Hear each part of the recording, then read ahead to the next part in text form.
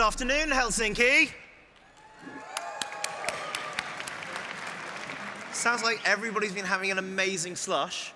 I feel we're just going on before the judging and the Slush 100, which is really exciting.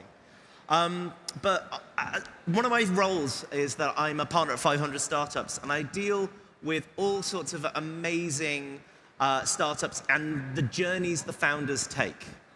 And Carl, I got to know a couple of years ago. We met in the basement of a Korean restaurant, in fact, at a karaoke bar. And it's true, in the darkest depths, the most unusual friendships are made. I've had a great pleasure of getting to know Carl over the last couple of years, even visiting him out in Shenzhen. And what I love about Carl is that not only is he your typical Swede and that he's very humble and very demure and seems to like herring, which I don't understand. You know, who likes herring, really? Fish? No? Anyway, is that he is an excellent storyteller. And so what I really love is that he's here to tell stories today about how not to die as a startup. Not how to make $1 million, how to find your next unicorn, but how not to die. And I think it's really refreshing. So, Carl, why not to die? Well, I think first, let's ask the people here. Who here has heard about OnePlus before? Could you please raise your hand? What? Wow. That is insane. I know that a lot of people here are from other countries, but for those of you who don't know, OnePlus is actually kind of a big deal here in Finland. I saw, as I came in, you have this enormous billboard as I was coming in, and I was like, oh my God, that is amazing. So here we're working with the largest national carrier. It's called Elisa. Yeah. And over the past 12 months, OnePlus has been the #1 selling phone every month. What? Number one? Yeah. Ahead of the iPhone and the Samsung Galaxy? It's a good product. Wow. That's amazing. You must be so proud. We're- Give it up. I mean, you're what, a 4-year-old company now? In 2 weeks, we're 4 years old. Yeah. 2 weeks, 4 years old. That's incredible growth. It's been a really interesting journey. I mean, in our first year, we did more than $300 million in revenue. And Wow. we're available in over 30 countries. And just 2 weeks ago, we launched our brand new product, the OnePlus 5T, and we did it at an event in Williamsburg in New York. Well, it's funny you should mention that because we've got a OnePlus 5T on screen. It's a good-looking phone, right? The funny thing about this event was that we had 500 people, and most of them were our users, and they actually had to pay $40 to see the show. Oh, in Williamsburg, they paid $40 to come to an opening event. Exactly, and we had one guy fly in from Argentina to see it, so it was really, heartwarming to see this. I mean, I think this is what I love the most about the business you've built, right? Your customers don't just use your products, they fall in love with them. You are literally the Romeo of the mobile phone world. No. While all this is important, sales are important for any company, but for us as a product company, the most important thing is still the product and what people feel about our product, their feedback. So the OnePlus 5T has been out for a while, 2 weeks, and it's gotten great reviews so far. Well, it's funny you should mention that. I was surfing the internet and look what I found. Yeah. So there we got our advertising in. Yeah, sorry guys, we had to, right? Anyway, less about advertising, more about the stories that you've had along the way. Because the thing I love about OnePlus is that when you were building it such that, it was the time of the Samsung Galaxy and the terrible TouchWiz interfaces. And you just said no to that. Yeah, so we created this company back in 2013. And, the early employees, we sat around the table, and like you do, you put your phone on the table, and we realized that everyone was using an iPhone. And that's why we started asking ourselves, why is this the case? It felt like back then, all the Android brands focused more on who could add the most features instead of design and build quality. On the other hand, you had Apple, who really put a lot of emphasis on the design and the details. So we said, hey, there must be Android users out there who also care about these things. So that was our big opportunity. We wanted to build the best Android flagship smartphone. And at the same time, we also thought that the way people were selling phones wasn't very smart. There were a lot of middlemen making the phone much more expensive than it needed to. So we started selling direct to consumers and cutting out the middleman, having a great product at a much more fair price. And I guess that's what you did right early on. Like in your first 8 months, you had that 300 million in revenue, and it must have totally changed your company, right? That rocket ship. I remember you were telling me about how you had a lot of trouble hiring people at the beginning. Yeah, I think a lot of us who run startups in the beginning, it's really hard to hire people because we were this really obscure company. No one had heard about us. We were foreign. We're based out of China. So people were afraid, and I understand that. But it all changed the first year after we made our first product, the OnePlus One. It got so much coverage. I think Fortune, New York Times, were on TV. And just overnight, from not being able to hire anyone, period, we got so many nice resumes coming in from, people who worked at Apple before, or Google, or Uber, or even from Wall Street firms. Wow, and so I guess you must have just jumped at the bit to hire an ex-Googler, ex-Facebook people, these people who you couldn't imagine ever working with 8 months ago. We felt validated. We felt like all the hard work, had paid off, and we were in a way grateful that these people with such nice resumes would even consider working at our company. So we hired a few of these rock stars. And how did it go? I mean, it must have totally transformed your company. Well, in the beginning, we thought we became successful because we had all these name brand people at our company. But very soon, we felt like things took a turn for the worse. Oh. The morale didn't feel as good anymore, and I think a lot of our early employees felt disrespected, that we all of a sudden hired a lot of these shiny people into our company, and they were making the calls in the company. And they also felt like they were smarter than other people. I have this one story where this one person that we hired from Uber, okay, and she had only been at the company for 1 month. And one morning she takes me aside. She tells me, the solution to all our problems is to fire the entire team. Wait. She'd been in the company for 1 month and then said she wanted to fire everybody else. And start from scratch and build a better team. So that's when we knew that the approach we were taking to talent was completely wrong. So what are the 1 or 2 things that you'd look for, or maybe even 3 things that you'd look for now when you're hiring? So this mistake we made was that we were hiring for pedigree instead of character.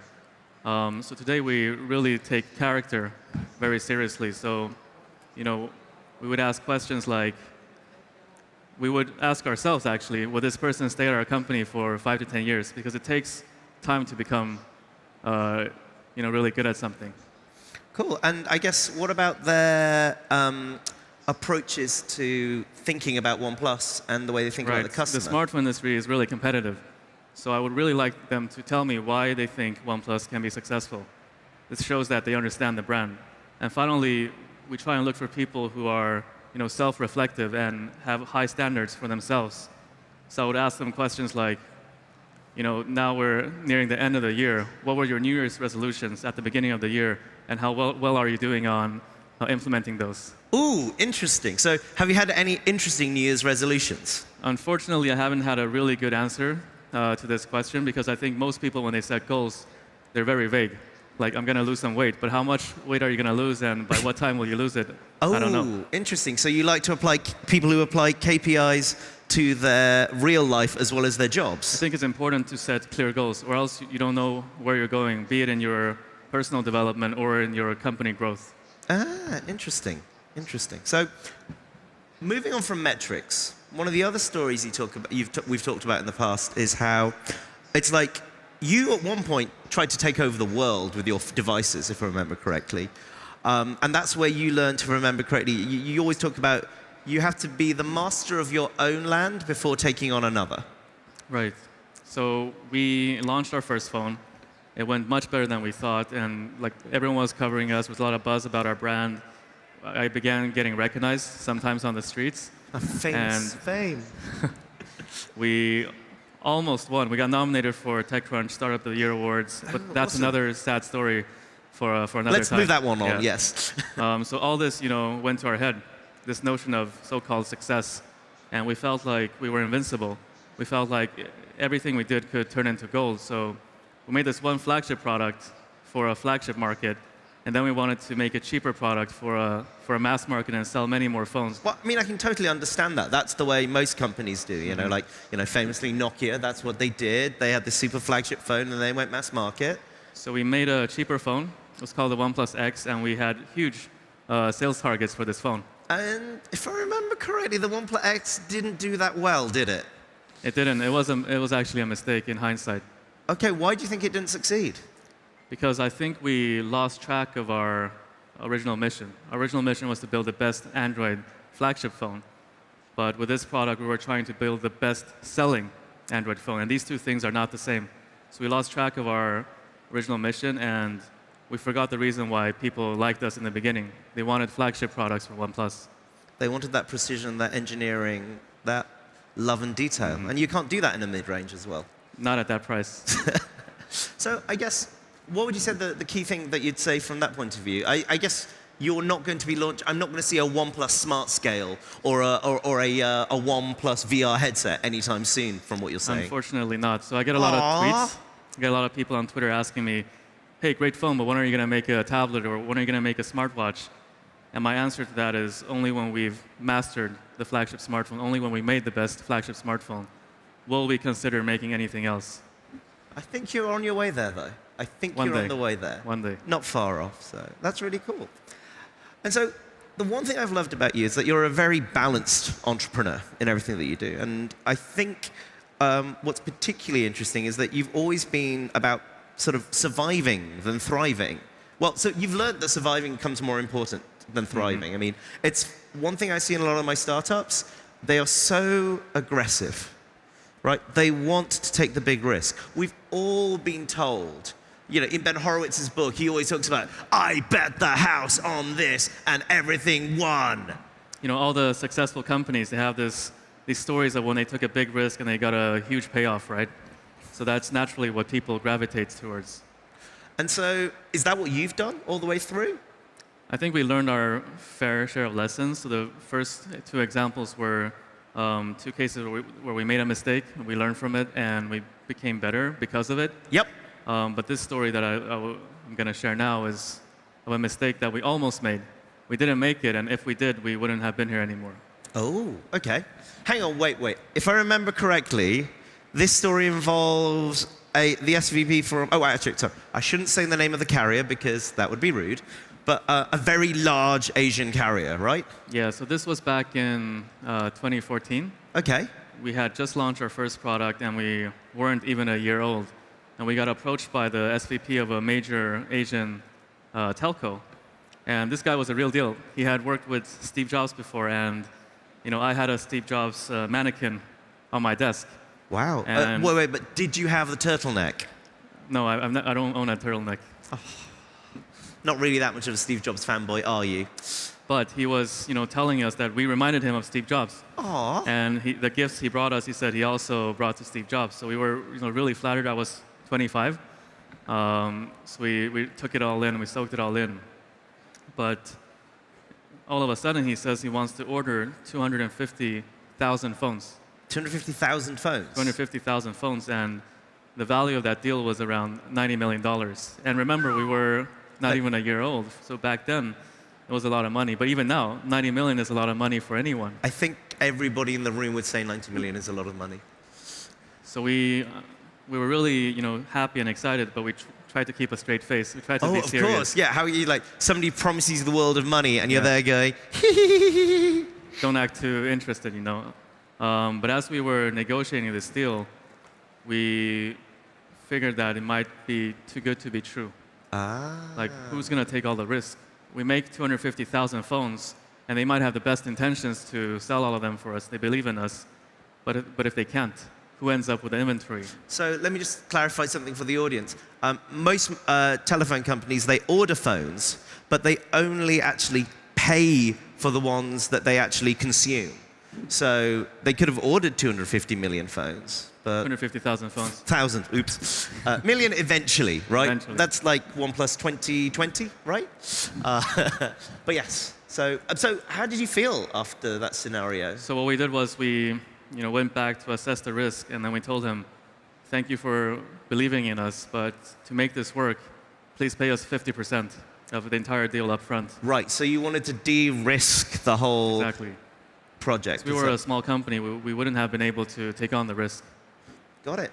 So in the end, we were at a crossroads. Either you take the $90 million deal and you take the risk, or you walk away. Wait, so he wouldn't pay 50% up front? No. For them, it was the weirdest thing they've ever heard. Okay. So I assume you went ahead with it? We walked away because it wasn't worth betting the entire company on the $90 million. Wow. Yeah, it must be hard to have turned down 90 million. It's like nobody's going to feel very good after that. But this story is actually a happy story. Ah. So it turns out a couple of months later, they launched another brand. They couldn't get us, so they launched another new brand. And they only sold 20,000 phones of the new brand. Wait, so 20,000? Yeah. So if you had taken that order, less than 10% would have been consumed. Yep. And So we you'd have... would be stuck with all the inventory. And would you have survived? Of course not. We wouldn't be here today. And although it's bad to be happy about other people's failure, the team all looked at each other and smiled when we saw this.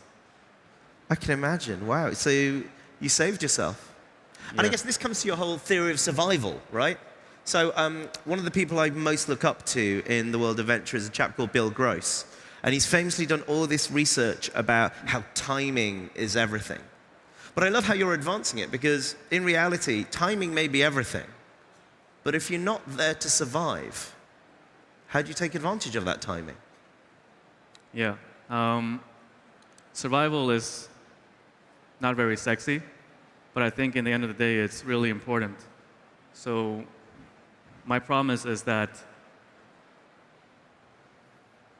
the problem, I guess, is that you survive. Lots of companies keep going on and on about how they're making their big revenues, but if they're not there to survive, they're not there to actually take advantage of the opportunity, they can never thrive. If you're not surviving, you cannot thrive, right? And you don't have the chance to fulfill your biggest dreams and ambitions, and you also don't have the chance to actually change the world instead of talking about it at a tech conference. How many stories of changing the world have we had at this tech conference? Quite a few, I imagine. Carl, thank you so much for your time. Thank you. Thank you so much for this conversation. And thank you for sharing your stories with us. Cheers. Thank you. Thank you.